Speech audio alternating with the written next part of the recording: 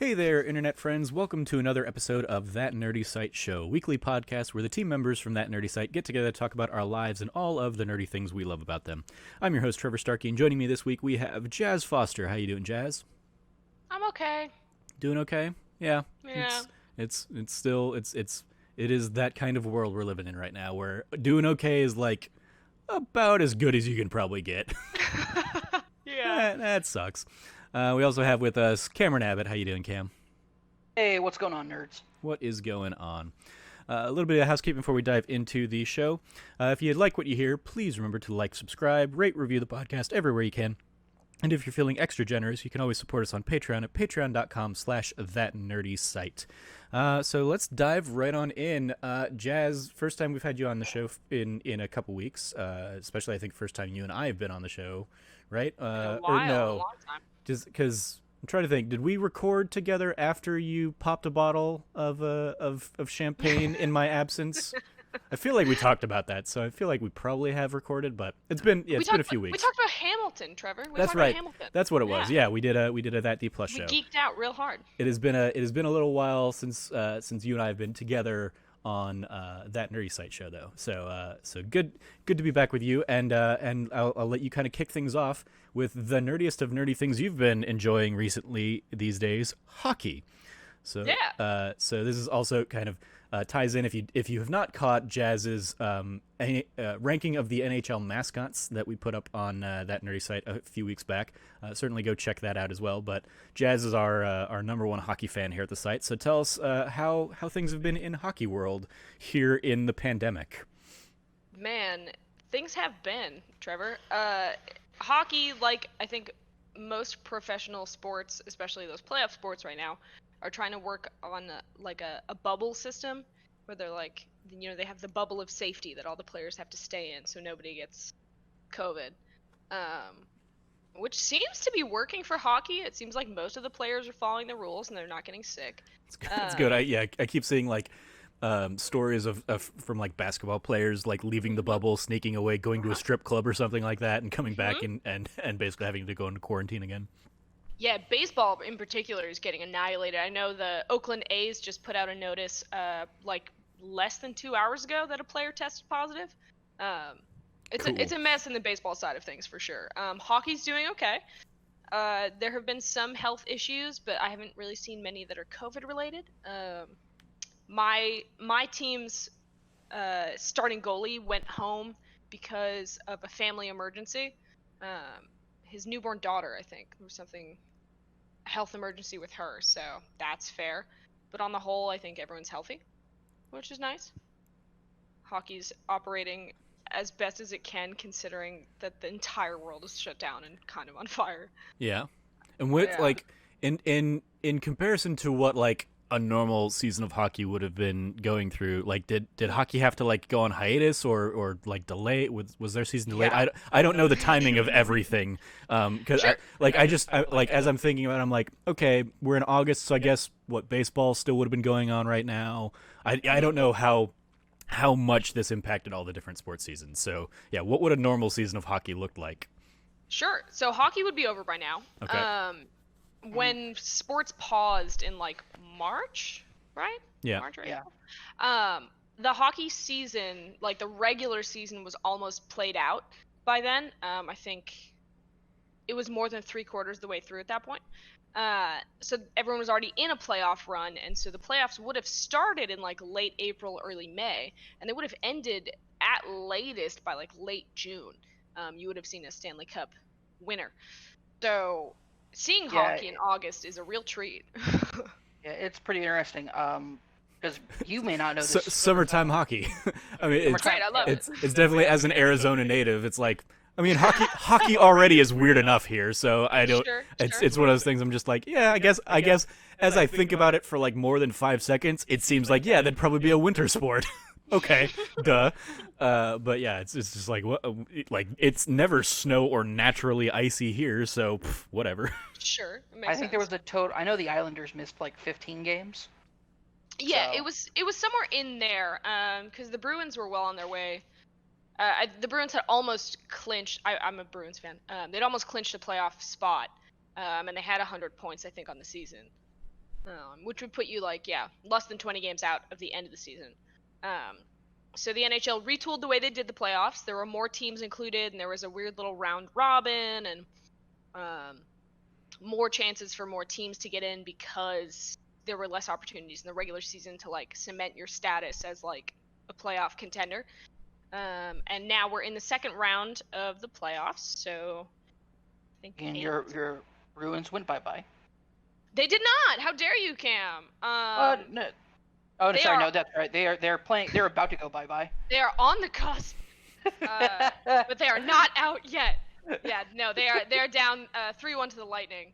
And it's been interesting because right now there are two bubbles basically in hockey. There's one in the East and one in the West. Just where teams can play. I think it's definitely Toronto. I think it's Vancouver as well. And because of that, only one team can play at a time per. It's in Edmonton. That's where it is. Per half. It is Edmonton. You're right. But only one team can play at a time, basically, depending on if you're in the East or the West. Which means there's a lot of matinee games. And I used to work at a sports bar, and it was very appropriate for me to be very loud and annoying about hockey. And now I work at a brunch restaurant, and I would say it's less appropriate.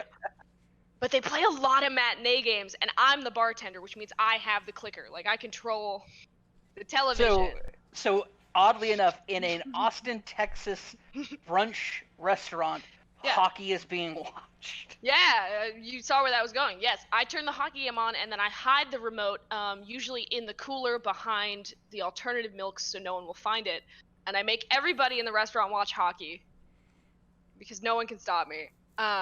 Nice. And I found it really freaks out my coworkers because the persona that I give off when I'm working, or even just generally, is a little more pleasant, I think, than normal, and more approachable, certainly, because that's my job. In a diner setting, you definitely would give off the, "Hi, Jazz, I'm your waiter. What can I get you? We serve omelets, and that's about it." Oh yeah, I do.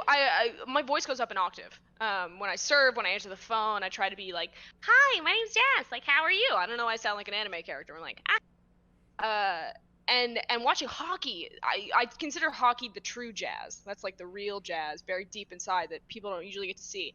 And she is a fucking gremlin. She's the worst. As most hockey fans are, yeah. I'm the same way. Yeah, it's true. It's true. When I watch the Islanders, I get the same way. It's bad, right? And so I'm trying to be sell these pancakes and be lovely, and the Bruins miss a shot, and I'm behind the bar just losing my mind, and my coworkers are what the what is happening with you? Because it's it's a different side of jazz, so that's been fun to get to watch hockey at work and have everybody I work with lose a lot of respect for me as a human being. It's been great. Nice. Well, it's the life of a hockey fan. People find out that you're a hockey gremlin. I agree, Cameron. My best friend at work too. He was so excited. He is a gorgeous man. I love him to death. But he was just so baffled to see me acting like a hooligan. And he was just watching enraptured the whole time. It's what are you doing? All hockey fans are goons. It's true. It really is true. And I was this is the most embarrassing part of me because this is the most Boston part of me. Because I'll stand behind the bar. I'm yelling at the players. They can't hear me. I know they can't hear me. I'm yelling at them anyway. I'm screaming anytime the puck goes anywhere near the net on either side. It doesn't matter. It's the most aggressive thing about my personality that doesn't really come out at work. I am interesting in that I will get very, during tense moments, I won't yell or shout. I'll just get very, very quiet, and my legs one of my legs will just be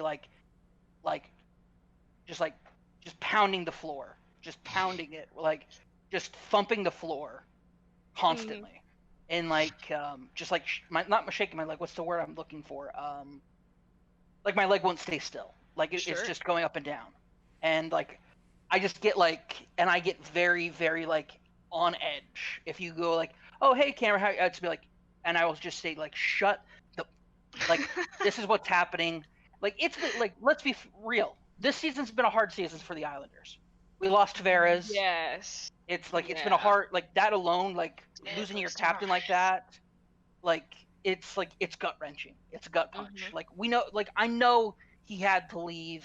He's in his twilight years of his career. He needs to go where he's going to get the best pay for like a better pension for himself later on. Like I know the reasons why he did it. It doesn't make the knife any less painful. Sure. Hopefully it makes you feel better that he went to the Maple Leafs, which are ostensibly the most tragic team in hockey, because they really find the worst way to lose, and they do it every playoff run. Every playoff run, yeah. If they're not losing to the Bruins in 7, which they almost always are, they're getting real close to the playoffs and then choking. So. Well, yeah, like, and there's catharsis in that. But honestly, the only way it could have been worse if he left us is if he went to go play for the Rangers. Like he would have been like they would have murdered that man. Oh sure. Like, they would have murdered him. I would have murdered him, but I live on the other side of the country, so I couldn't if that had happened. Sure. Not a Coyotes fan, Cam. Yeah, I know. It's so. You're like, Who is, Cam, you like hockey? Oh, have you ever been to a Coyotes game? No, why would I ever go to a Coyotes game? I've been to a Coyotes game. Cheap. I've even been to a Coyotes game, yeah. The tickets are cheap, but I don't care about the Coyotes. I didn't either. I still went. Yeah, I mean, entertainment's entertainment, right? I'm pretty sure I went with like friends in like middle school or something like that. It was dumb. The Coyotes were okay this year. They did make the playoffs. They lost in the first round, but they made it there. And that in itself is a big step for the Coyotes. So did they? Oh no, they made it through the seeding into the playoffs. That's what it is. Yeah, and then they got knocked immediately. But yeah, no, Colorado rocked them so. Yeah, Colorado did push their shit. The Avalanche are a great team this year, though. My God, they are kicking ass and taking names. Like they're one to watch for sure. So. Yeah, given my complete lack of being able to contribute anything to this conversation, when I was like, oh wait, I did go to a Coyotes game, I immediately went to look up and be like, when did the Coyotes come to Phoenix? And it was 96, and so I would have been 11, and so yeah, I probably went with my best friend Vinny, like sometime in like middle school or something. I think we went out. I remember going to a whiteout game. And being like, this is all new to me. I have no idea what any of this means. And it was at the State Fairgrounds Memorial Stadium that like never gets used for anything these days because it was tiny. But yeah, I remember I have a very vivid memory of going to a Coyotes game, even though I didn't care about hockey at all. I have like a very weird traumatic like hockey memory growing up because I went to some like weekend church thing or something like that, and one of the guys brought a hockey stick, and like it was his pride and joy because it had like tape from Wayne Gretzky on it or something like that, and I somewhere along the line I got accused of like stealing it from this guy, and I was like we're at a church retreat thing, so no. Also, it's me, so no. Like, also, I don't give a crap about hockey. Why would I care about this thing? So it's just like this weird like thing from, I don't know, I was probably like 7 or 8 at the time for that one, and then yeah, a few years later I attended a actual Arizona Coyotes game, seeing that they came here from Phoenix Coyotes back then. Yeah, they were Phoenix Coyotes back then, and then Arizona in 2014. Seeing that they were the Winnipeg Jets before that, I was like, why did a team from Winnipeg come to Phoenix? Why was that ever a thing? What? No, because Winnipeg lost the money to hold the franchise, so they moved, and then Winnipeg got the money to buy another franchise, so they exist again. So I guess really my bigger question is, why did Arizona ever think, or Phoenix ever think, that was a thing worth getting into for them? Now, but I do remember like Wayne Gretzky was our owner for a while, right? Is that a thing? He was the coach. He was the coach. Okay. Yeah, he helped, but he did helm the franchise and like help them turn things around because they were a dumpster fire of a franchise. Wow. Shocking. Because go figure, people from Arizona don't know how to run a hockey team. Yeah, I mean, turns out. I want to say like their practice rink, for a long time, I don't know if it still is, but it was like right down the street from where I live.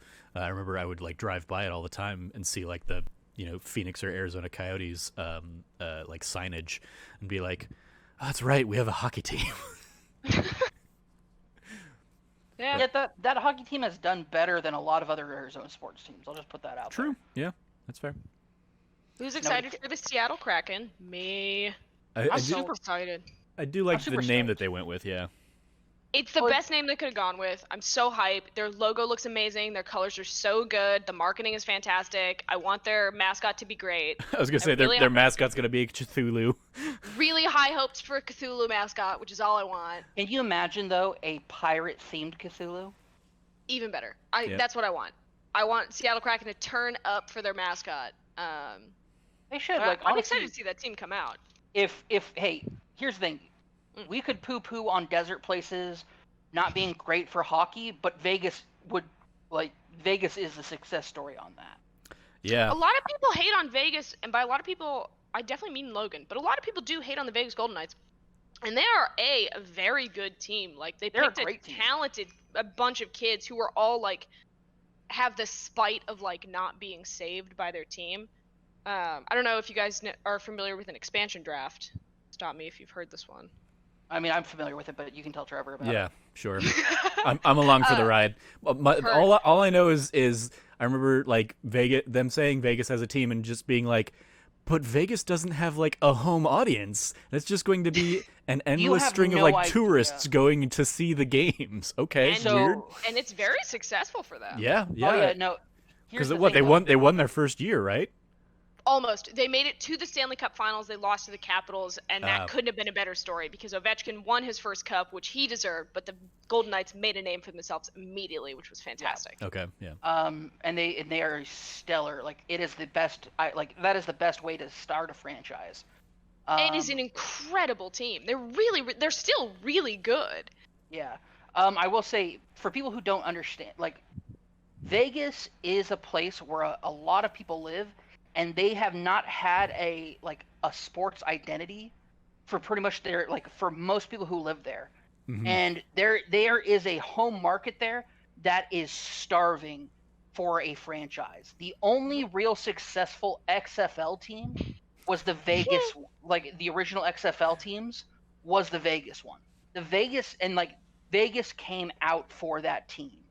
So there is a viable, not just viable, but a very lucrative market for sports, like for a sports franchise in Vegas. The trouble is that getting things done in Vegas takes time. AKA look at like what's been going on with the Raiders with their transition to Vegas. But but the Knights came in, Vegas came out for the Knights. They were super supportive of the new franchise. Like, when you have like the fan base, the team, ownership, management, all in sync, all on the same page, and then you have like that phenomenal playoff, then Stanley Cup run where they came within a hair's breadth of winning the Stanley Cup their first year, like that sets a tone for the rest of that franchise. Not to mention the fact that the Golden Knights are doing a really good job of appealing to a new audience, which is something that I think hockey struggles with on the whole. A lot of hockey teams struggle, and even like the Bruins don't even have a good social media manager. Like, their Twitter is so boring, and that's such a silly thing to say, but it is. They're never going to get new fans by tweeting something funny, and some newer teams are getting there. The Carolina Hurricanes have an incredible Twitter presence, but there aren't many teams that are doing something to really appeal to people that aren't already hockey fans, and the Golden Knights do that. They put on crazy intermission performances. They have a dude, not even their they have a mascot. It's horrifying. I think it's a Gia monster. I hate it. But they have just a dude. It's he has a weird slit nose and just like a big head. I hate him. It's in the review. But they have a dude that just like goes out on the ice in full night gear with a sword, and he just like pretends to slay the various mascots of whoever they're playing at the time. Like, they go all out in the most absurd fashion, and it's so entertaining. And that's what hockey needs. Hockey needs to be like, it needs the draw, right? Nashville's the same way, where Nashville's like, we're just gonna get a bunch of country singers to come out and perform because we're in Nashville and like whatever, right? And people love the Predators. So hockey needs more energy like Vegas brings to hockey. But then you have the chaotic energy of Gritty as well. So God, I hate Gritty. I feel like he's doing wonders for the sport. I just hate him. I don't like him at all. But he's really bringing a crowd. He is admittedly the only mascot I would have been able to pick out from your lineup of, and even that I would have been like, I don't know, like I would have known Gritty. I don't know if I would have known Gritty as a hockey thing right off the bat, but like if it was just like, hey, here are the hockey mascots, I would have been like, okay, well, Gritty's the one I recognize. Yeah, Gritty is he is a nightmare I hate him. in the best and worst possible ways. No, I will say, like, for example, like I was gonna I'm say a hockey he is fan. the Cameron of hockey mascots. Oh, I didn't say that. So first off, as an Islanders fan, I'm really offended by that. Yo, Fuck you, Cameron, Trevor. you have the best hockey mascot. How have we not talking about this? You have the best hockey mascot. And actually, the Coyotes are up there too. All of our teams have great mascots comparatively. I would never So. call the Bruins a good mascot. I know I'm a little biased, but also he's just kind of like he's a cute bear, but he maybe would eat your family, and I think that's quirky. I like it. Also, hockey mascots are horrifying. The bar is so low, dude. Yeah, that's true. Yeah. But the I mean, Islanders mascot is the best. Yeah. Sparky's Sparky the the best Dragon. mascot. Sparky the Dragon, yeah. Yeah. He's the Sparky best the mascot. Dragon, he's awesome. I love him, and like, but it's important. You mentioned that they have a hard time bringing in new fans. I'm technically not a new fan because, as I'm sure you are as well, Jazz. Like, I inherited the Yeah. Islanders. Yeah. People like Cameron, you've lived out in Arizona your entire life. Why are all your favorite teams from New York? And not even that, they're the alternative New York team. Because I'm a Nets fan, a Jets fan, an Islanders fan. I'm I am Jets. I'm a What Yeah, I'm a Cameron's Jets fan. saying is he doesn't think for himself. I inherited it. It is I a get it, though. honored tradition Yeah. to root for my family's team. I got the Bruins from my dad. My father had zero interest in sports. Coincidentally, my father's from Vegas, so he didn't grow up with sports franchises. My mother's from Long Island. I grew up with Long Island teams as the teams we rooted for in the house. Yeah. Did my brother bring controversy during the Subway Series when he was rooting for the Yankees? Yes, he did. Ugh. Was that a tense week for our family? Yes, it was. Did I have people reach out to me when the Mets collapsed as a team in the World Series in front of everybody, and no Mets fans were even a little bit surprised? No. I would yes, people reached out to me. Was I surprised? No, because what you saw was happening in the World Series is what we usually see happen over the course of the entire postseason. So, hockey, but back to hockey talk. So, as somebody who's Jazz, you and I inherited these teams from our parents, but hockey really, like other sports do that. Hockey is the only one I know that doesn't really bring in new blood. I've never met a lot of people who are like, oh yeah, no, I wasn't really into hockey, but now I'm super into it. Because hockey's also a weird sport with its regulations and its rules, and also, let's be real, the over-regulation on goonery has definitely hurt the sport's appeal. Yeah, and I mean, I understand it, and it is important that we're trying to keep players safe, because certainly that was never the case before. But they're just not doing a very good job of it, and they're not being consistent with it. Yeah, not being consistent, and also when somebody does something heinous, there's no goon getting retribution, so it just sees bad blood. There's a lack of enforcers in the sport, yeah. And I mentioned before we started recording, I'm writing something about hockey now. But I bring that up, like the Bruins haven't had a real true enforcer since 2014. Because it's been discouraged. The NHL has seriously discouraged any sort of enforcers or I like to call them goons.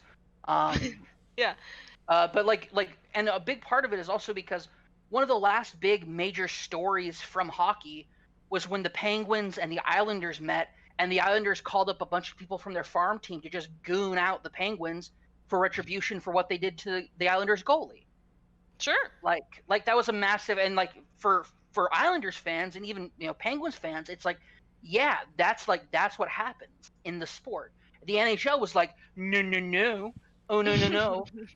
Look at this disrespectfulness that's come to our sport. Like, man, some people in the NHL don't even really understand that hockey, the atmosphere that hockey has and that's attractive about it, and they end up just creating these, they've made things so complicated in the last 10 years. Hockey's gotten so much more complicated with new regulations.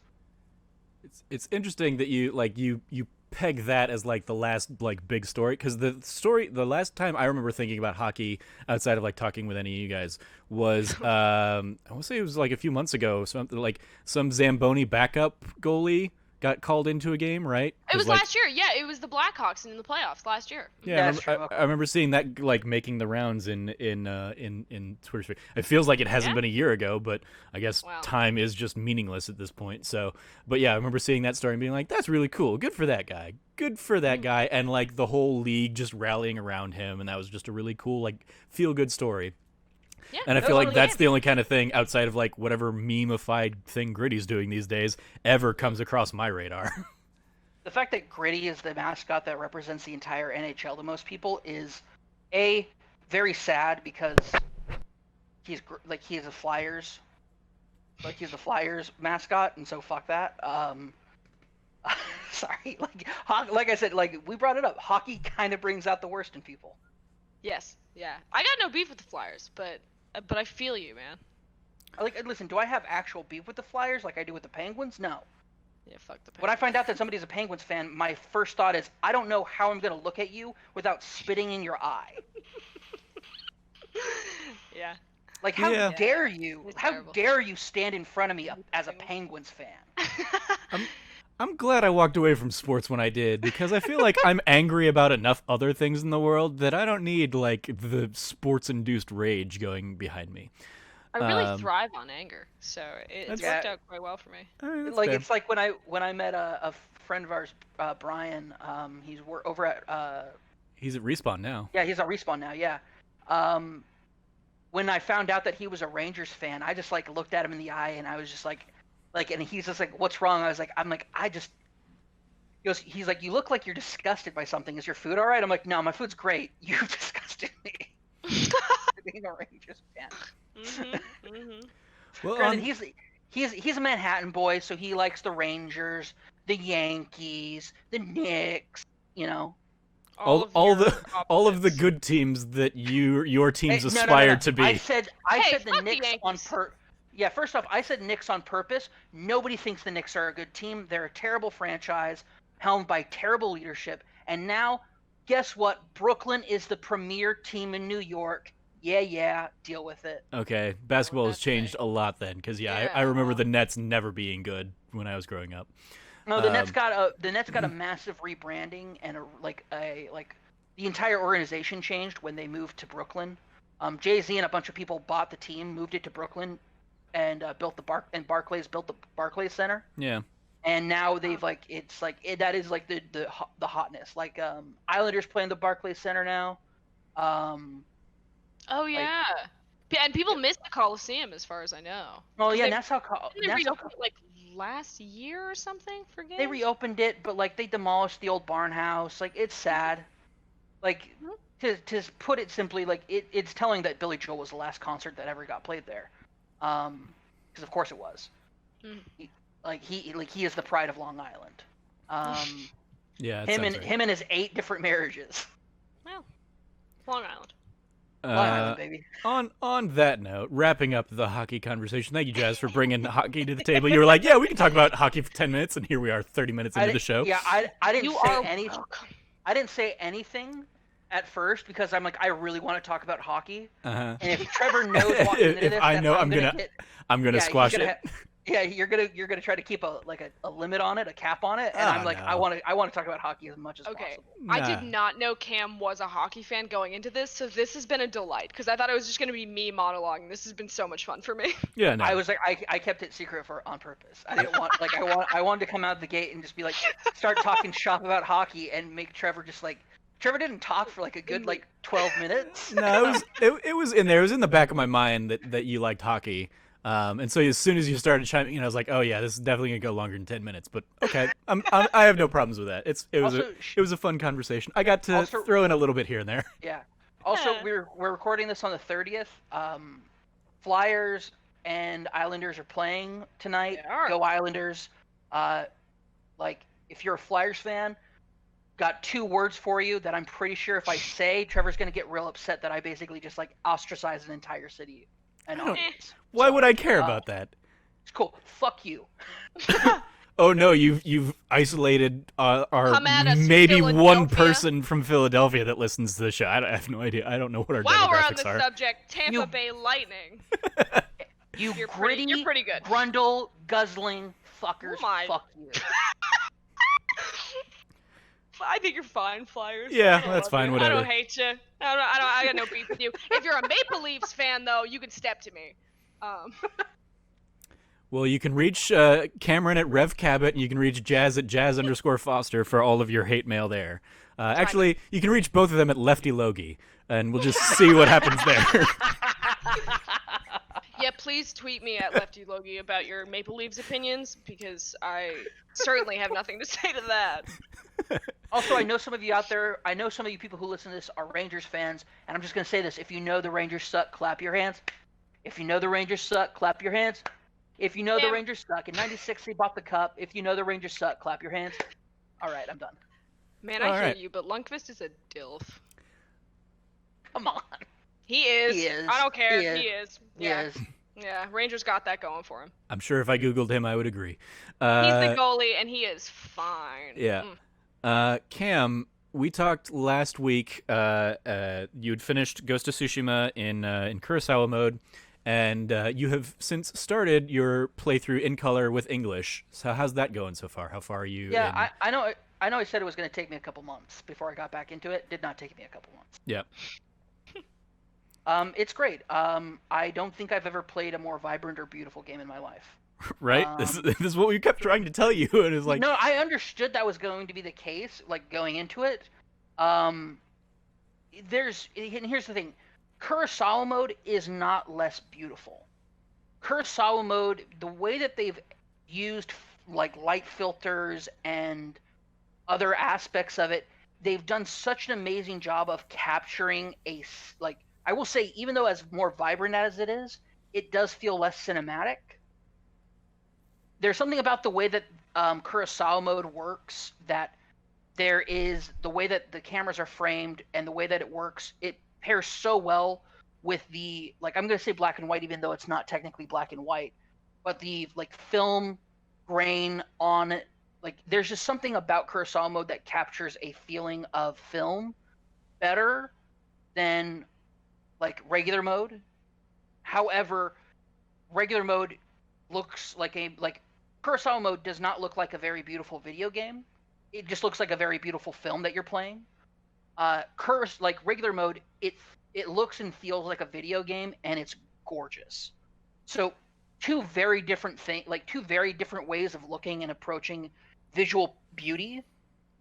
That I think that it's like, I'm actually more impressed by Sucker Punch playing through Kurosawa mode the way that I did, and then playing through it now in color. There is the way that they were able to do both of those, like somehow, like the cameras don't really change as far like between the modes, as far as like, you know, cut scenes or like speaking moments or just like quiet moments in the game.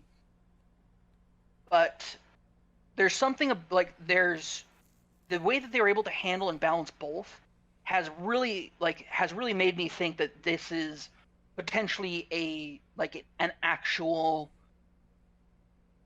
like, it is a borderline masterpiece of a game. It is a masterpiece to me when it comes to audio and visuals. The music in the game is phenomenal.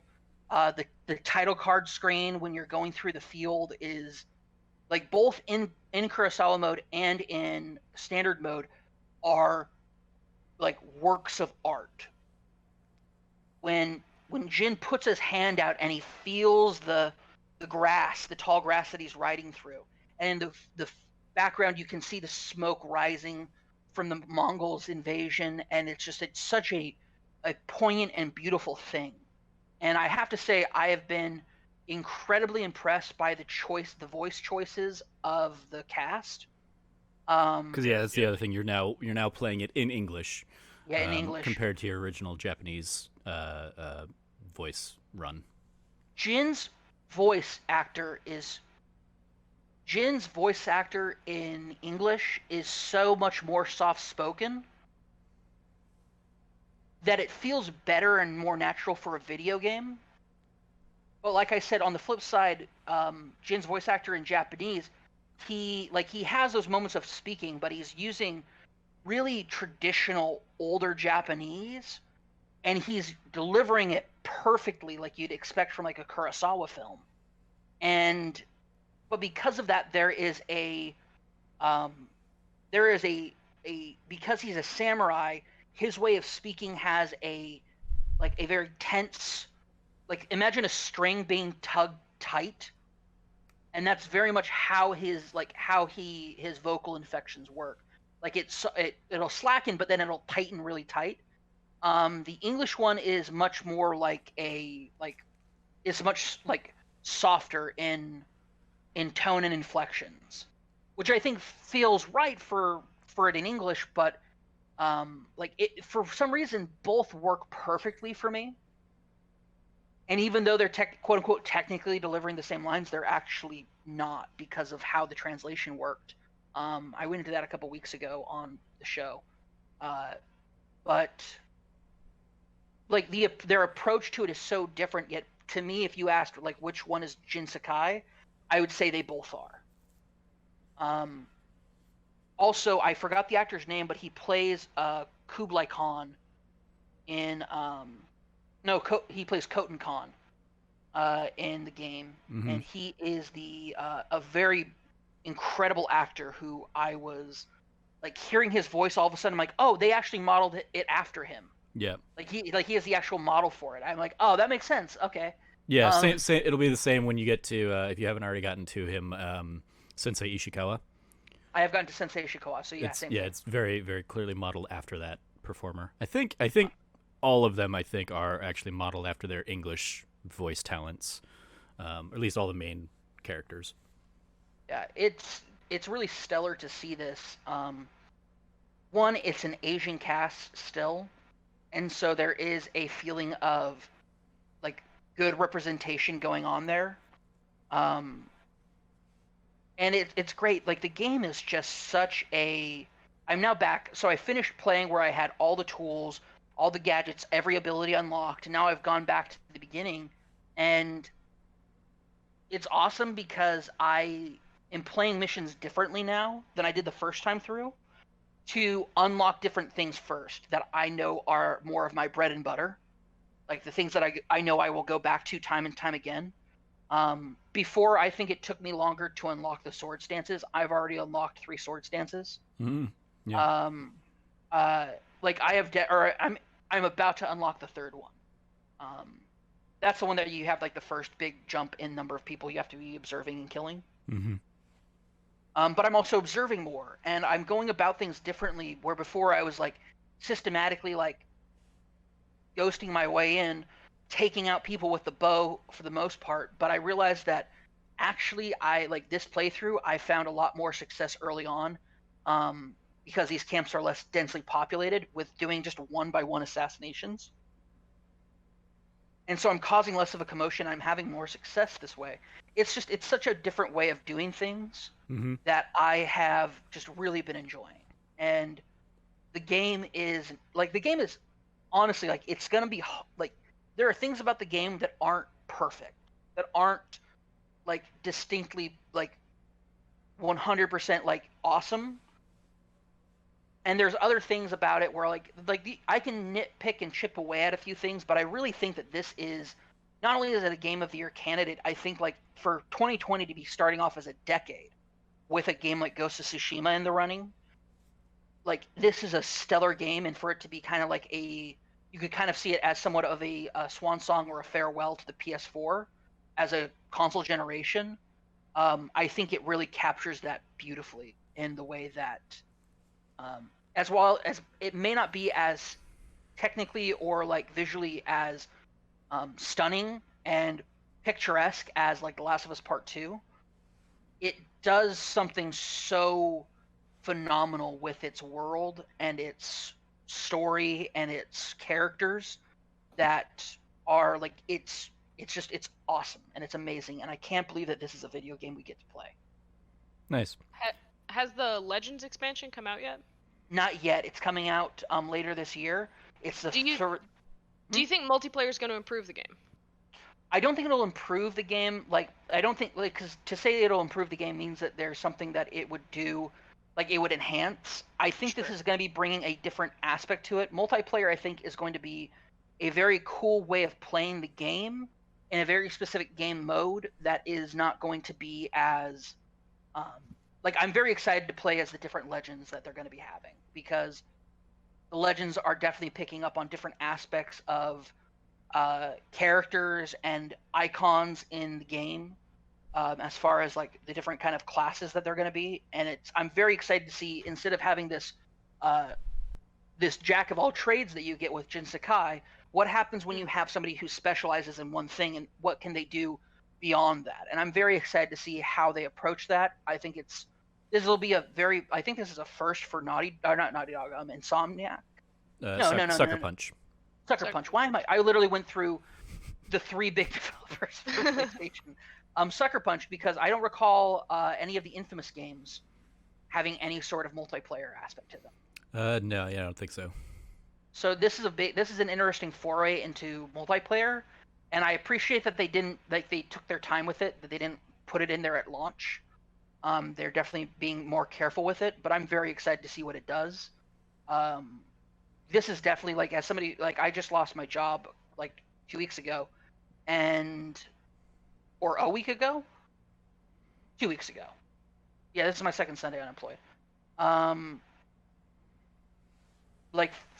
So not being able to kind of, like, there's other games that I know Trevor's going to be talking about, that other people are talking about on other podcasts, that I would definitely love to be talking about them, but I'm not really in a position right now where I can justify, like, picking up a purchase of something like that. So, like, there are plans of, like, where I was like, I'm going to go back to some games and pick them up that I'm not doing right now, and I'm okay with that, because Ghost of Tsushima is definitely carrying me through till Cyberpunk later in November. Yeah. Cyberpunk's November. They pushed it from September to November. So. I believe so. Yeah. Yeah. It's I want to say it's like the 17th, which suddenly became like the rumored like launch date for the next gen consoles and stuff, which we still haven't heard. Yeah. Like for me, Legends is something like I finished my time with Ghost of Tsushima before Legends was announced, and I was like, so Legends got announced, and I was like, oh, okay, cool. I didn't need anything more from the game, and I don't honestly, because I'm just not largely a co-op or online like multiplayer kind of person. I don't even know if I'll really dive into Legends. It might be a fun thing, like to get a few of us, because I know obviously Logan is also very much loving the game, so the 3 of us and maybe a 4th might hop in and do the survival horde mode kind of thing that they seem to have in there. But yeah, like I was just kind of like, I didn't really need that. It's cool. And I think it'll be an interesting, extra thing for people that are looking for more out of Ghost. But yeah, for me, it's just like, oh, that's a cool extra thing. I don't know if, depending on when it comes out, I'll be, super eager to hop into it. But, I am keeping Ghost installed on my system at least, to give myself quicker access to that option should I choose. I'm glad you're enjoying the in color and the English voiceover versions of the game. How far through it are you at this point? You still, I'm guessing, in Act 1? I'm in Act 1. I'm probably about halfway through Act 1. Cool. I've been clearing, so I'm doing things differently, where instead of like unlocking all the story, like playing all the story stuff and then like leaving the last chapter mission open, I'm actually going through the island section by section and taking care of things that way. Mm-hmm. So like I have a story mission here, cool, I'm going to take care of this entire quadrant. Yep. And so I've been doing that. And it's funny because I run into issues where I go to a camp and nobody's there, because normally you don't go to that camp until a story mission. Right. And so it's just empty. Or it'll be like there's one in, I don't remember if it's in the first act or the second act, but it's like you go to one of those camps and it's like, hey, you're going to get overwhelmed by people here because they're telling you to wait until like the story mission. So it's like it basically is driving you away from those places. But yeah, other times it's like, yep, there's nobody here. That first one I think is in Act 2, and that's around the town and in the middle of the map. Yeah. So. Well, very cool. Obviously, I will keep pressing Logan to make his way through the game so we can all sit down and discuss it. We were talking a little bit beforehand because Logan is playing it in color but with Japanese voiceover. So like the three of us initially all were going in with kind of like unique perspectives that we would have brought to the table. You're now in the same perspective that I played the game in, where it was English cast with in color. But I look forward to. I am the authority to tell you which one is better. That's fair. I mean, or which one you like better, certainly. Because I imagine I would not appreciate, especially given that I have never seen a Kurosawa film or probably any samurai film. You would miss I so would much. not at all appreciate Kurosawa mode, so it would do nothing for me. I think you could appreciate it, but I don't think you would like the deep love that I have for Kurosawa mode. It's certainly a niche thing. Yeah. Well, maybe not niche isn't the right word. Kurosawa films are pretty prolific. I mean, but I would say they are prolific in that niche, but that is still a huge niche. Like samurai films is a niche. Foreign films, foreign films in general, are a very niche market in the film genre. Every film you love takes something from Kurosawa. There you go. Fair you enough. love Star Wars? Kurosawa. Yes. The Hidden Fortress. You love like there's just so much is taken from like inspiration from Kurosawa. Like Akira Kurosawa is one of the like most important like filmmakers of all time. He's up there in my opinion with Stanley Kubrick or Steven Spielberg, George Lucas. Like he is, or Sergio Leone. Like he is up there as a true auteur who changed film forever. So I don't refute that. I just also can't speak to it at all. So instead, I'm gonna go and speak to Doctor Who, which I have continued my like rewatch, and I'm up into Peter Capaldi's era now, and just I don't need to weigh too much in on this, but I wanted to speak specifically because as I was watching The Day of the Doctor, which is the 50th anniversary special. Day of the Doctor so good. I remember seeing that in theaters, and I remember seeing it with like obviously like the nerdiest of the nerd Doctor Who fans, and like there are certain moments in the climax of that, in particular where like all of the doctors are coming around to Gallifrey. And they use like archival footage to kind of like bring everybody into the thing. It was so good. It was so good, and like I remember viscerally like the reaction to that in the theater, surrounded by a bunch of Whovians, and being like, that is probably the only time I have gotten a Marvel movie moment feeling outside of a Marvel movie. Like that moment had like the hype and the cheering and the excitement that you would later get in stuff like Infinity War and Endgame and stuff. And so it was just like really cool going back and rewatching it and thinking about a lot of that. And like, I mean, one of my favorite little things is obviously like Capaldi getting his little cameo because he had been announced as the next Doctor, but wasn't, you know, they had not transitioned to him yet. So like when they're like, it's all 12 versions of him, no, all 13, and you see his eyebrows just there, which would of course come to define his version of the Doctor. So good. Just really fun watching that. Jazz, are you a Doctor Who fan? I never got into it, interestingly. It's cool. I've seen a couple episodes from this most recent Doctor, the Lady Doctor, which I think is dope. Yep, She's Jodie Whittaker. Yes, Jodie Whittaker. Yes, she seems cool. I was intrigued by what I saw. So I always thought like, maybe I'd get into it, but I just don't know that I have the patience to get into the whole backstory of like, I'm not gonna watch all 14 Doctors. You know what I mean? Oh yeah, There's that's I liked Jodie Whittaker, so maybe I watched Jodie Whittaker, but there's no reasonable person that would ever ask you to do that. Yeah, I have not watched any of the pre-modern era Doctor Who stuff, which started with the 9th Doctor, effectively, with Christopher Eccleston. You're talking about 70 years worth of television. 50. They're up to, because this was 2013 is when they did the 50th anniversary, so they're in their 57th year at this point. Fine. Well, here's my thing. So Doctor Who got big again, I guess. Say like 2010. Yeah, somewhere it in that basically it time rebooted period in, I then? want to say 2005 is when they relaunched, Mm-hmm. and it really probably took off in the David Tennant and Matt Smith years, Yeah. were kind of like when like he broached out into the mainstream again. Well, I would he reached argue that he everybody had a show in that time period, and my show was not Doctor Who. Mm-hmm. So. well, I think Doctor Who, and it's interesting. Doctor Who is something that I ended up watching the relaunch because they had episodes on G4. And so I was Oh. like, this is a cool sci-fi show. I'm somewhat fascinated with it. Knowing me, I find out that there's 60 plus years of lore, Yeah. and I'm just like, yes.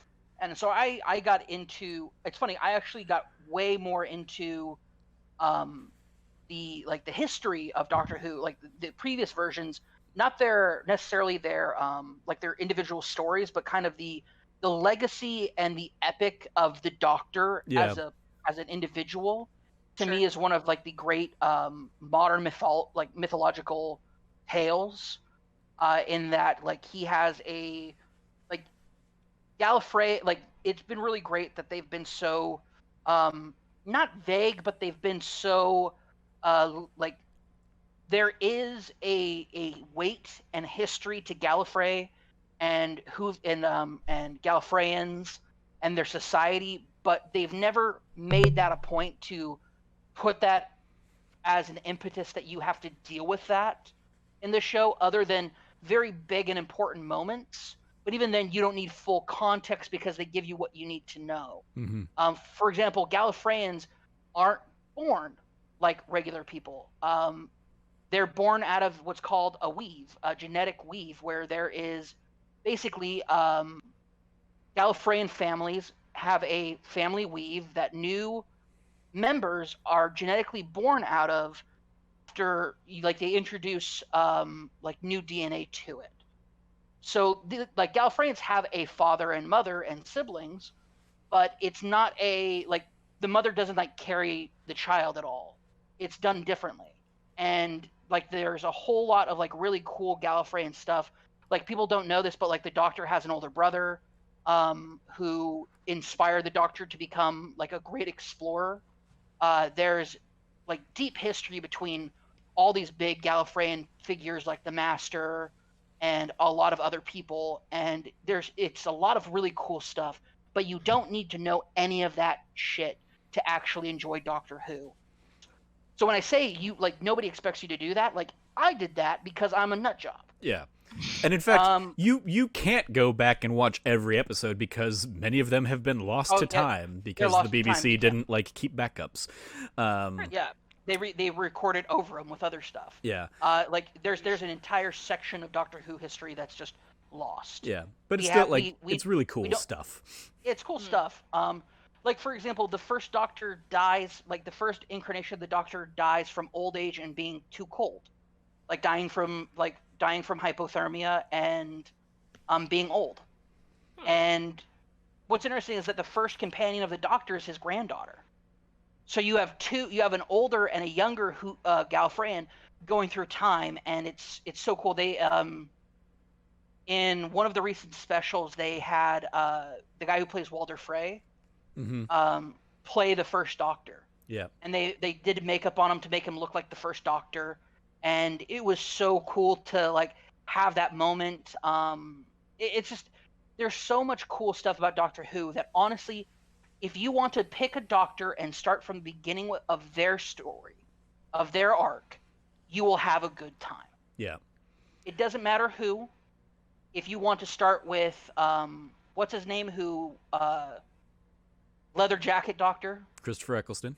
Yeah, Christopher Eccleston. If you want to start with him with the reboot, great place to start. If you want to start with the like special that brings David Tennant as the Doctor, great one to do that with. Matt Smith, probably the easiest jumping on point, I would say. Yeah, Matt Smith in particular like came on with a new showrunner taking over, and so they basically like it was a reboot within the reboot effectively. Yeah, it's done very, very, very well. So it's a brand new companion, brand new Doctor, no carryover from prior seasons. They like hint at stuff, they talk about previous stuff, but they never really bring it forward, and it's great. Peter Capaldi, like even if you want to just start with Peter Capaldi starts with a great start because it starts with a doctor not knowing how to fly the TARDIS and they crash. It's great. They get eaten by a dinosaur. Yep. It's interesting that because you've actually probably seen more Jodie Whittaker episodes than me, Jazz, because I fell off watching it regularly halfway through the Peter Capaldi years. And so I just I touched on this last week. I just haven't gotten back to it. So I'm looking forward to kind of catching up to that point. I'm almost there where I'm seeing new Doctor Who for the first time for me. And that'll be kind of the later Capaldi stuff, as well as I haven't seen any of the Jodie Whittaker stuff, so I'm really enjoying, and I'm looking forward to really diving into that, because right now I'm in the first season of Capaldi's stuff on HBO Max, and it's fun, and it's very much like the show itself is very structured like Monster of the Week kind of thing. So especially for like your procedurals and your love of procedurals, you would probably really love it. But they do occasionally have like, oh, here's a season-wide arc that we're going to explore, and we're going to pepper in little things to it each episode, or every few episodes we'll kind of like revisit, the big bad that won't really get culminated and really come to conclusion until the final episode or two of the season. I think it actually is probably a show that would be right up your alley, given your love of mysteries and procedural kind of cop shows. Sure. Yeah. It's because basically the Doctor is intergalactic cop. I would never call the Doctor not cop in the When you all put cops it are that bastards way. sense. But Yeah, no. Wow. Does he fly around in a police box? Yes, he does. But yes. it's clearly a citizen that has appropriated it and is riding around illegally. Yes. It's listed that he's like a vigilante or crime fighter, and he's more of just like he's like I guess the best way to put it is he's like like the lady from Murder, She Wrote. He's an Angela Lansbury, yeah. Angela Lansbury, yeah. Sure. She's Angela Lansbury, Murder, She Wrote, where it's like, I'm in this place. There's a murder that happens. I'll solve it.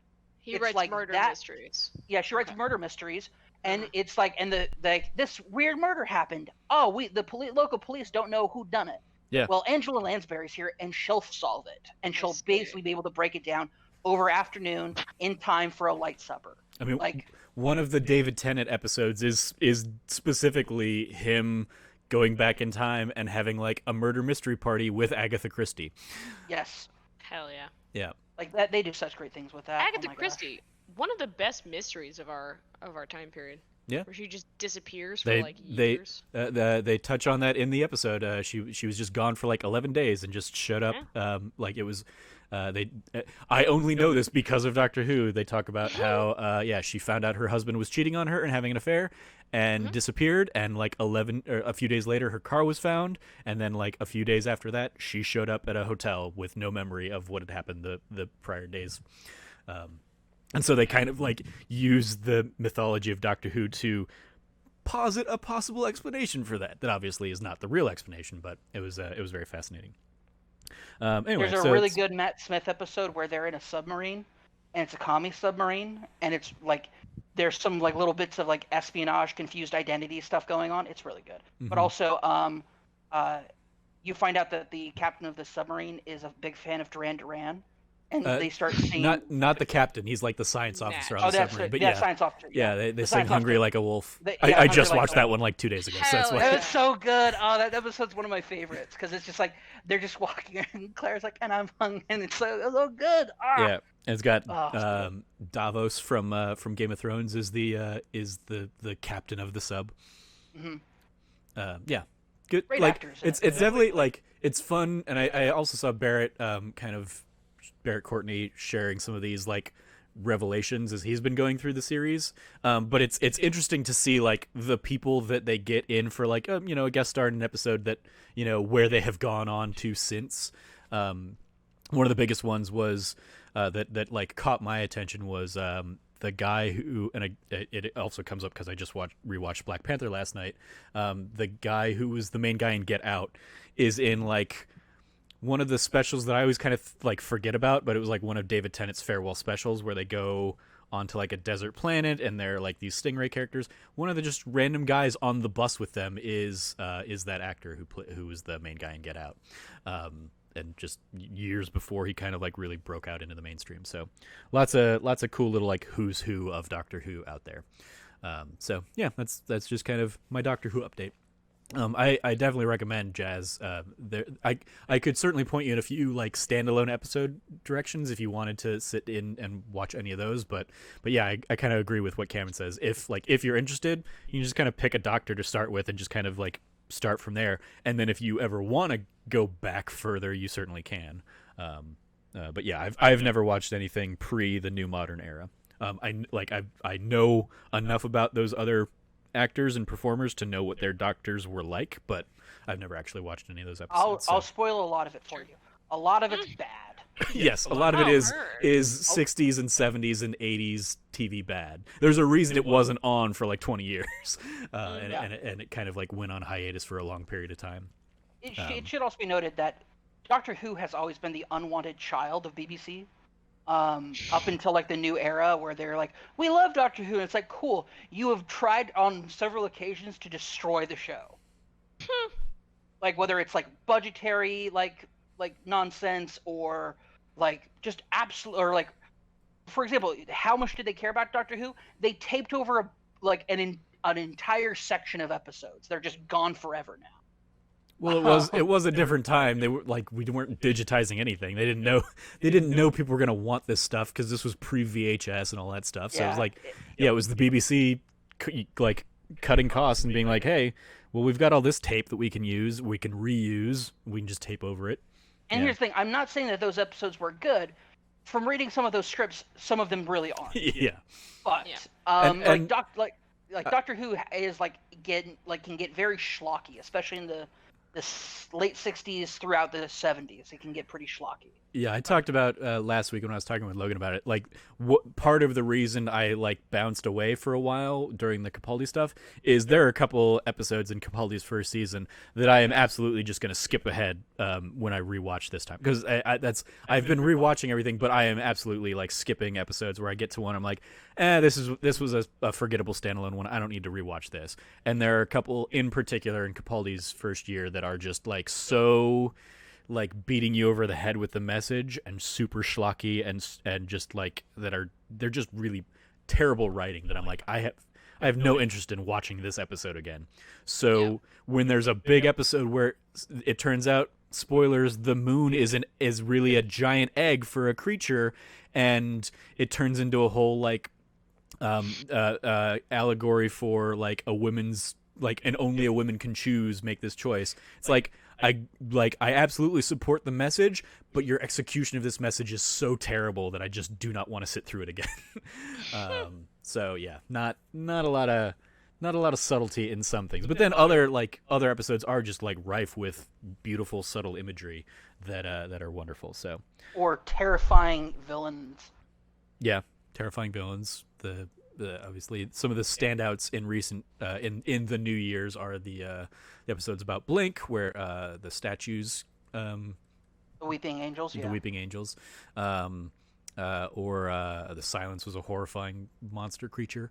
One of the rewatching it, one of my favorite standalone episodes is probably the Doctor and Vincent, I think, or Vincent and the Doctor, whatever. Oh, yeah, it's where Matt Smith's Doctor goes back and basically solves a murder thing with Vincent Van Gogh, and like really examines like the demons that Vincent Van Gogh was also dealing with, and it's just a very beautiful episode that has a Bill Nighy cameo in it, which is also lovely, especially as I went through and rewatched Dead Man's Chest for that D+ show this week. So oh joy, Dead Man's Chest. Yeah, and that Jazz has heard all of Dead Man's Chest apparently, because Logan watched it very loudly. Anyway, so definitely Doctor Who gets a resounding like endorsement if you have the time and inclination to sit down and check it out. I think you'd get a kick out of it, Jazz.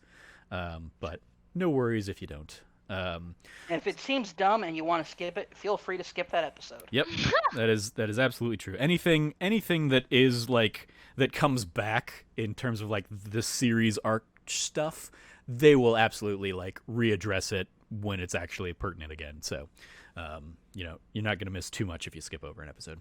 If you think, oh, hey, this is a very boring or dumb episode, but I'm sure there'll be something important for the overarching plot for the season, the answer is 99.9% of the time, no. Yeah. Good to know. Good to know. Jazz, you were mentioning... You were mentioning that before you were talking with a friend of yours today about Battle for Bikini Bottom. I was, yeah, a coworker of mine. So did you ever like play Battle for Bikini Bottom and it just came up in conversation because they're playing the remaster or something, or how did it come up in conversation? A coworker of mine thrifts video games, and flips them. Okay. He has a few side hustles, I guess, in addition to working at a brunch place, and this is one of them. He's always looking for. Did Plank move to Austin? Surprisingly, it's not Plank, but I do understand, like, it sounds like Plank, and I wish Plank would move to Austin, but I've heard he bought a house, so yeah, he won't. he bought a house in Absolutely appalling that he's the most adult of all of us. It's so weird. Shout out to Plank fan. No, but a coworker of mine, he does a lot of thrifting. He thrifts a lot of his clothes, stuff like that, and so he thrifts a lot of games too. And he used to collect old GameCube games. And he's working on that again. So we talk about just like the games he's found and like what he's been able to flip and stuff like that. And so he was talking about old games for the PlayStation 2. Because that is his current, like, I don't know, target, so to speak. Like, it's what he's focusing on right now. And I had a PlayStation 2 growing up, and there were only 2 games that I really played. I think I had a few others. I think I had SSX Tricky. But the only games that I really played were Katamari Damacy, which is obviously my favorite game in the world, and Battle for Bikini Bottom. And I played both with my dad, but my dad and I almost beat it. We got to the last level and couldn't get past it. But we spent a lot of time playing that game. So when we were talking about PS2 games, and I was like, oh yeah, didn't they remaster the Spongebob game? Like I've been meaning to play it again once I have like the time and the resources available. Yeah, no, I really want to see what they do with the remaster of it. Logan and I were going to play it as a Let's Play if Logan ever finds his capture card, which I don't think he will. But if he does, God knows where he put it. But it was on our list, and I want to see what they've done and see how much of it I remember, I guess, and how much has changed versus how much they kept the same, just with like improved, graphics and mechanics. Because I remember it being like a very, like, it wasn't an excellent game, you know what I mean? But it was a very good game, especially for when it was based on a children's cartoon. Mm-hmm. It really did a lot of like interesting things. So, for what it was. Yes, like SpongeBob passed me by entirely. I was way too Sure. old by the time SpongeBob came around. So like the game itself is also one I've never actually sat down and played. But like of the generation 1 or 2 behind me, kind of that like are coming up in games and talking about games a lot now. Like it was a very formative kind of game for them. Is kind of my understanding. Your Barrett Courtney's, your blessings. Sure. Yeah, I mean, it was a big cartoon when I was a kid. My dad loved it. My cousins, my sister and I, we all like watched it together, and we watched the first, I don't know, like 3 or 4 seasons. SpongeBob ran for a while, and then it like stopped for years, and then they restarted it later, and it wasn't as good. But we watched those original, like, whatever it was, 3 seasons. We saw the SpongeBob movie in theaters. Like, it was kind of a big joke for us, but we all watched it together. And so playing the game was initially like an extension of that joke for my dad and I. We were like, aha, SpongeBob, it's so funny, like so goofy. But it became something we were very invested in. And like I said, we never beat it. We got stuck on what I think was the final level. Hard to tell, and I've looked up walkthroughs that remain unclear to me because I still don't know what we did wrong. But yeah, I mean, it was, like I said, we had 2 games we played. That was one of them, and it was a lot of fun.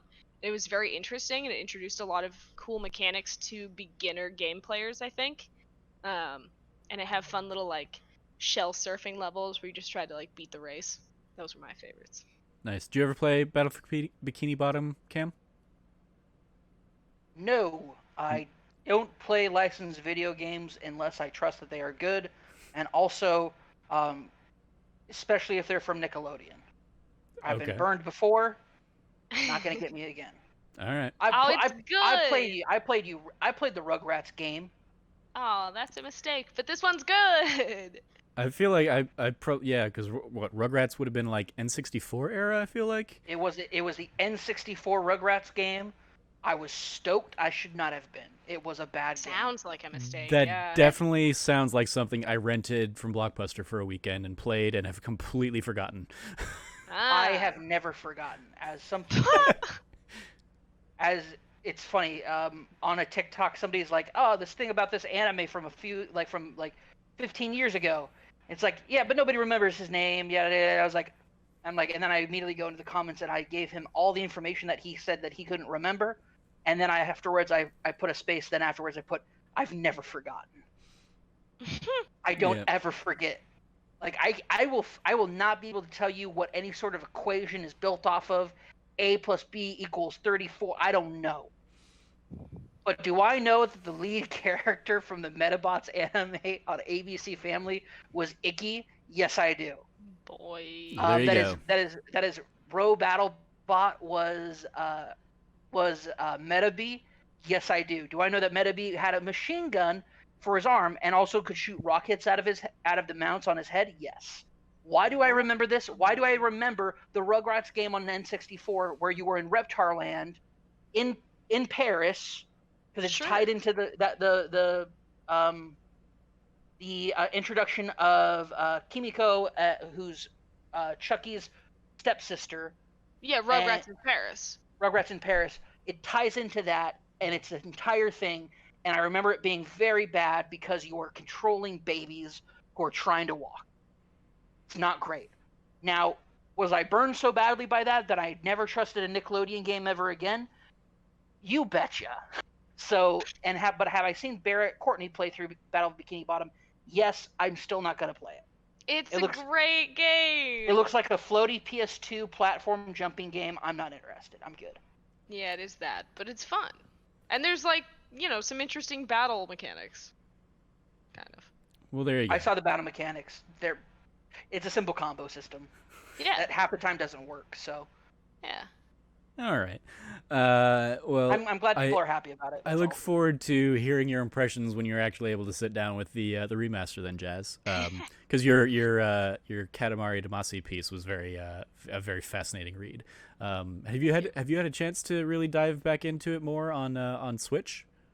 Katamari? Yeah, a little bit. I've been trying to convince Logan to play through it with me, because Logan's never experienced Katamari, and we live together, obviously. He bought it for me. I don't know if this has ever come up. I have the remaster because Logan bought it for me for Christmas on his Switch, so that I could play it because I don't have Switch. Very kind Christmas present. Nice. So I played it a little bit. I want him to play it with me just so he can experience it because I think it's such a fascinating ride from start to finish, especially if you go in blind. But I really enjoyed the remaster. There's not a lot that's been improved in terms of gameplay. It's just a lot of visuals and sort of tightening up the controls, but they're still just a little bit awkward, which I think is perfect for the game overall. And obviously I wrote about that. I think it's a mirror of what the game is portraying, at least in the original. I love that game series, man. And the remaster is perfect because it really doesn't change a lot. It just ports it into a newer system so new people can experience all the weirdness. I think it's great. Yeah. I also would be very curious if you ever sat down and played the game Watam, which is basically the new game that came out, I want to say end of 2019 from the guy behind Katamari. It's his newest game. I remember seeing it for the first time back at 2014's PSX, and it just looked very weird and kooky. And so when it finally came out 5 years later, I was like, hey, this game that I remember sitting, because I sat in on a panel to hear him talk about the game too, because I was just I was confused more than anything, and I was like, let me see what this guy is talking about, and didn't answer any questions, but the game's finally out now. Anyway, Cam, throwing it back over to you. You mentioned you've been playing through Kirby All-Stars, the SNES classic. How's your time with that been? Awesome. I'm on the last game in the collection. beaten the rest of them. I think Revenge of Meta Knight is still probably the best one. It should be noted, Kirby games are not especially long. They're almost notoriously short, but their replayability is super good. It's such a fun game. Kirby's such a fun character. It's easy to forget that Kirby, the reason why Kirby is such a standout in, like, he has his own series and, like, he's in Smash Brothers and stuff, but he has probably one of the, like, game to game best deliveries of, like, really good fun gameplay. Even though it doesn't really have a lot of story, or it doesn't have a lot of stuff going on as far as, like, substance goes. But traditionally, like, Kirby games play super well. The controls are usually super tight. I mean, all the Kirby games for the DS and 3DS were really good.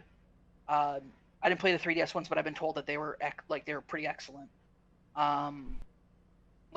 Kirby games are just fun. Kirby's such a fun character to play, and, like, it's just, like, I've just had a great time with it. Like, going back and playing through a lot of the original ones, and just enjoying it. The All-Star Collection is without a doubt one of the, like, best, like, even though it's not a single game, it's one of the best compilations of video games that I can think of. It's and just to clarify, it's Superstar Collection, right? Kirby Superstar Collection. Yeah, Yeah. Superstar Collection. Because Did I say like, All-Star? it's It's Oh, one, okay. like, I have the game, and I'm sure I played it back in, like, the Super Nintendo era, but I just never, like, got attached to it, so I honestly couldn't tell you any of the 8 games that are included in it. So that's why, like, when you were like, yeah, Kirby All Stars, I was like, yeah, it sounds right. And then when I was looking it up to see stuff, I was like, oh no, it's Kirby, It is Kirby Superstar. Superstar. Yeah, Kirby Superstar is just it's a collection of the NES and I guess Super NES games, but the Superstar Collection is just one of the best collection of games that I think there's just ever really been. Kirby plays fantastic. There's even, like, a pseudo treasure hunting RPG one, or not RPG, but, like, a pseudo treasure hunting action adventure game, where, like, you actually have to be careful about your health because there's not a lot of healing items around, and you're trying to gather as much treasure as possible. So when you beat the game, like, it counts towards your score. It's super cool. Like, Kirby has not been in a lot of different variances, like variances from his original formula, but I don't think there's ever really been too many bad Kirby games. I don't know if it's just because it's, it was originally created by, like, Iwata, and it's like Kirby is definitely a very deeply beloved character. Very famously named after the lawyer who helped him out of the Donkey Kong situation in the United States. So in the copyright issue, they named the character after him. And I also say Brian David Gilbert has a fantastic video piece on Kirby as, like, just as a creature or an existence, to try to, like, break down, like, what Kirby is. And it's done so well. Kirby is really just one of those wonderful, fantastic pseudo mysteries. Like, there's no real explanation about what Kirby is. He's a friendly circle. Like, that's, like, Iwata very famously said, you draw a circle, you put 2 eyes and a mouth and feet, and if you want, you can put little arms, but that's Kirby. Like, that's what Kirby is. And he's smiley, he's happy, and for the most part, he's super friendly.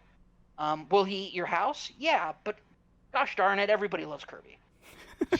except King Dedede, but that's also because King Dedede is mean. And also is not happy that Kirby's more popular than him. Yeah. Canonically, that's a problem. Like, looking through it, I've definitely played a handful of Kirby games, and honestly, like, in the modern era, the thing that I've appreciated most of Kirby is, like, the fact that he's been pushing the envelope in terms of, like, Nintendo's design ideas.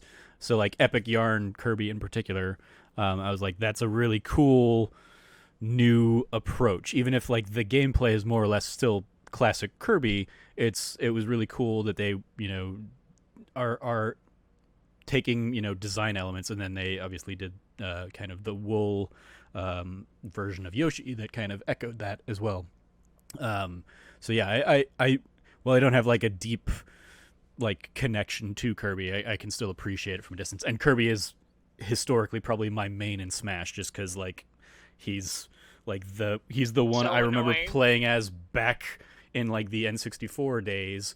And so I just know his moveset the best, and yeah, slamming down as like the Rock definitely messed up a lot of my friends' days back then. So he's just There's like nothing. he's familiar at this point. There's nothing better than being one stock over your opponent before the end of a match. Mm-hmm. Like bringing him into your mouth and then Yeah. slowly walking your way over off the edge and taking them with you. It is like having had it been done against me, infuriating. But there is something so sociopathic level of like satisfaction that you get from that moment, Mm-hmm. because there's nothing they can do. Yeah. You have all the power in that situation. And as somebody who's been on the flip side of that, where that's been happening to me, they use every single, you and like myself and others will use every single taunt we can to get you to let us out. And if you can keep that composure, that single wide-eyed stare of Kirby as you slowly walk off the ledge to both people's death to ascertain victory, there's like it's a deep level of satisfaction that is not healthy or good. Mm-hmm. Oh my god. Last little thing for you, Cam. You mentioned you've been watching a lot of anime, or people talking about anime. Yeah, I've been watching. No, outside of all this. we don't have to go too into that. I've just like, you want to know what unemployment does to me? It gives me the worst possible sleep schedule, and also like I've filled most of my time with just watching YouTube videos. I have exhausted so much of my regular YouTube avenues Mm-hmm. that I have delved into parts of YouTube that I've never touched before. You want to talk about Smosh? I can talk to you about Smosh now. Heaven knows why I got into it, but man, I can tell you about the try not to laugh episodes they got. Oh my gosh, Yo, right. they're really funny.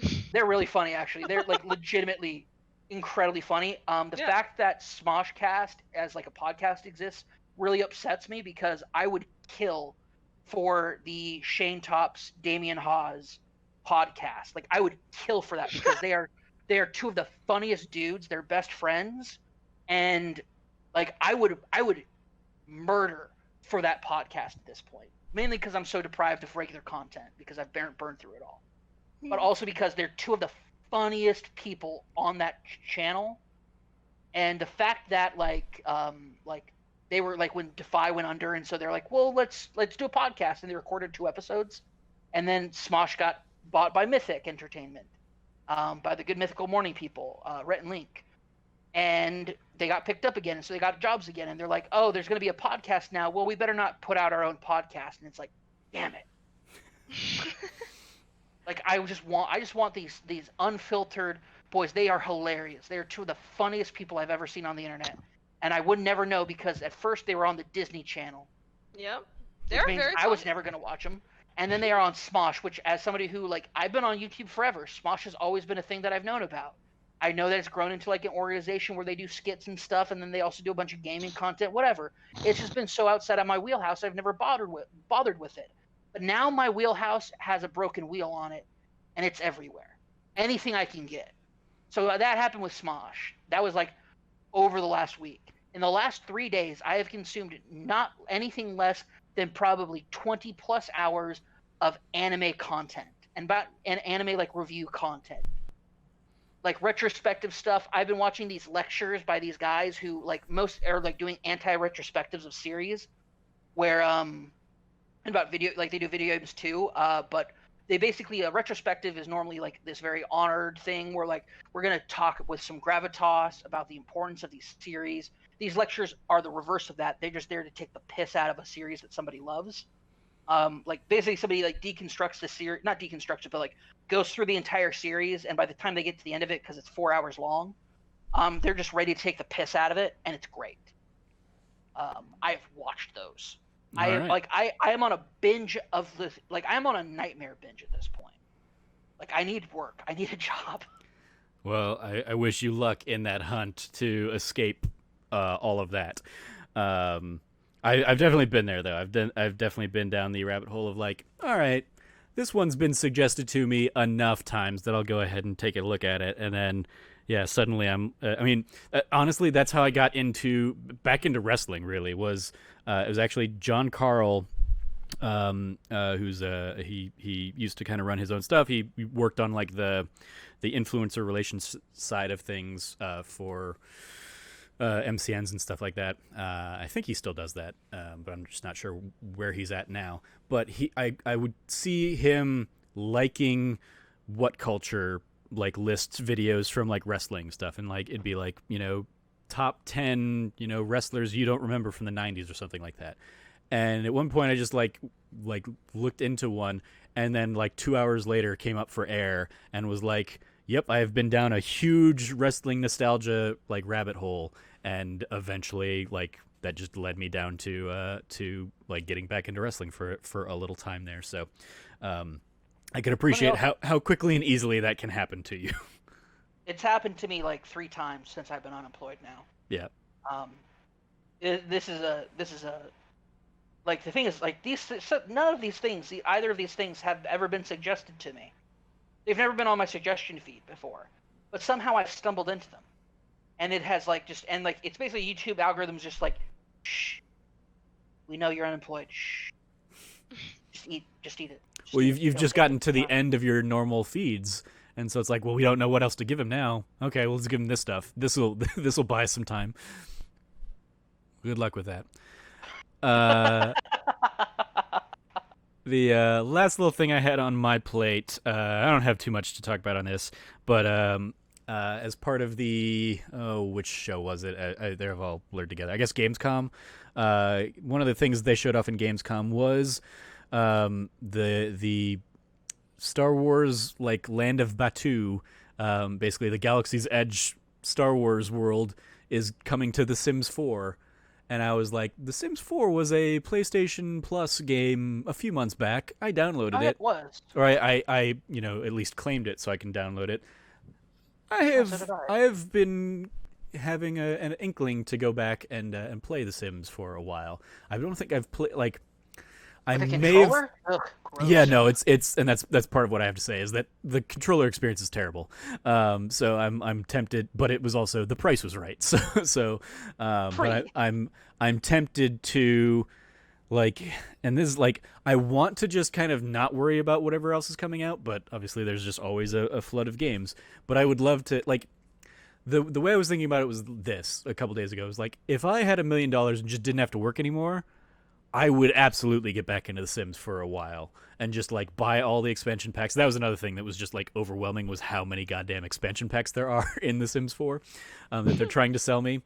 And it's like cause some of these are like $40 expansions or something like that. It's like, no, not going to do that. Like the cheapest are like $10. I'm like, nope, I don't need that extra stuff. Just I'm fine playing. To get back into this game, I'm fine playing just the bare bones of bare bonesness. And it's definitely, it feels more like Sims. I don't think I've played a Sims game since maybe early Sims 3. And even that was like probably not running well on my computer at the time or something like that. And that's probably why I stopped playing for a while. But like I had every expansion of the original Sims, and I think every expansion of Sims 2. And so I've just like, it's a series that I loved for a time and would absolutely love to get back into and play around with. And so I was like, oh, I've got access to it. Let me see what it's like. And I hopped in and like did the tutorial to see kind of what like is new in The Sims and try and do that. It's interesting because Jessica Williams is like the voice for the tutorial, but it's also like horribly mixed, and so like she's staticky and stuff at times, and I was just like, this is not good audio quality for this. But I was like, but that's Jessica Williams from The Daily Show and whatever other stuff she has done since. That's very weird. Maybe she's a big Sims fan and they've reached out to her or something. I don't know. But she kind of walked me through the tutorial, and I refamiliarized myself with that. But yeah, just the experience of the game on console, and I can't compare to how it actually looks and plays on PC right now, but like the fact that there's just so much going on, and I just don't have like, I have to click in to see what like my needs are at any given point. I'm like, just leave that, just keep that at the bottom of the screen. I just want to just always see what those bars are so I know what to do and what to have my Sims do next, or what I need to have my Sims do next. I don't remember aspirations being as big of a thing, but like I appreciate that there are like now kind of like mini goals that are outside of just like, hey, here's what you need to do for like your next level of career stuff. So it's been fun, but it's also like this would be a much better experience if I was playing it on PC. Do I want to bite the bullet and play it on PC? That's what I will have to find out in the weeks to come, I guess. And I guess I'm just hoping that enough other things come and occupy my time. But I am tempted, in the same way that I was tempted and played Forza last year, a couple years ago, when they did the Lego DLC that came out for it. I'm very tempted to pick up a PC version of Sims 4 and just do the Lego Star Wars or the Star Wars stuff, and just have some fun there, because I wanted to go like before the world fell apart. My plan was I was gonna, for my birthday this year, I was gonna go out to Disneyland, as I have been, a lot for the last recent years, and it was gonna be my first time since Star Wars Land opened up, and I was gonna go build myself a lightsaber as like my birthday treat to me, and I have obviously not been able to do that, and so I was like, this will be the closest I can get for the foreseeable future, would be virtually through The Sims. I can give my Sim a lightsaber at least. So we will see if I stick it out until that comes, because I think that comes out in like a week and a half or something like that. So that is my Sims 4 update, and yeah, just playing it on a controller is not a great experience. Like, I appreciate what they're trying to do, but it doesn't work well. So, yay Sims. Anyway, that's what I wanted to, the last thing I wanted to bring to the table there. And so, yeah, I think that's going to do it for this week's episode. Thank you guys for sitting down and talking. Thank you for, certainly to both of you, for like introducing me to your hockey love, and going super in depth on that. That was a lot of fun.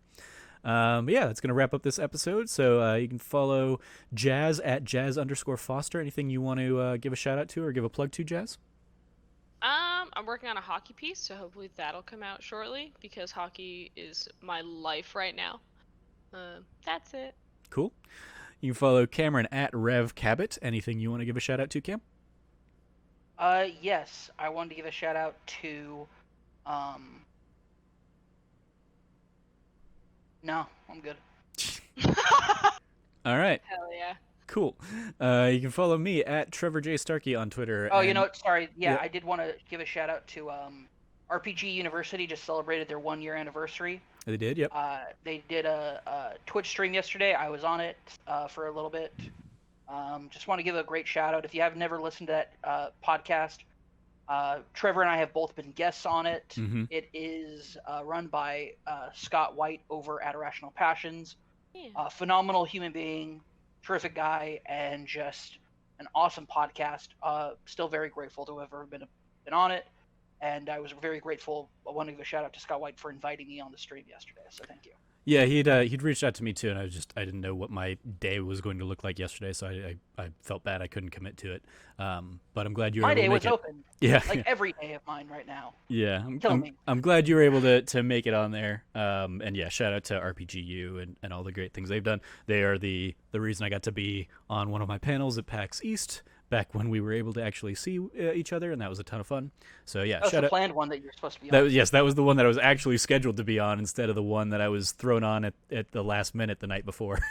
So it was supposed to be my first PAX panel, and then John Phipps from SDGC kind of threw a curveball into that and invited me on to talk about Final Fantasy spinoffs. But yeah, lots of fun. And shout out to RPGU and Scott and everybody over at Irrational Passions for that. You can follow me at Trevor J. Starkey. Nothing really to plug on my end. I guess I'll plug tomorrow, as you are listening to this, if you listen to this the day it goes live, is that D Plus show. I'm sitting down with Logan and anybody else that wants to end up joining us to discuss Pirates of the Caribbean Dead Man's Chest, as we alluded to earlier in the show. So you can check that out. come tomorrow. So, yeah, you follow all of us over at That Nerdy Site, and you can check out thatnerdysite.com for all of the latest content from us. If you liked what you heard, please rate, review, like, subscribe, maybe even consider supporting us on Patreon at patreon.com/thatnerdysite, where every patron gets early access to a monthly bonus episode of the show, which we're going to sit down and record right after this one. So stay tuned for whatever early access thing we end up talking about for end of August, early September here. So thank you all for joining me. Thank you for listening. As always, stay nerdy and be good to each other. Cool. All right, stop recording. Cool.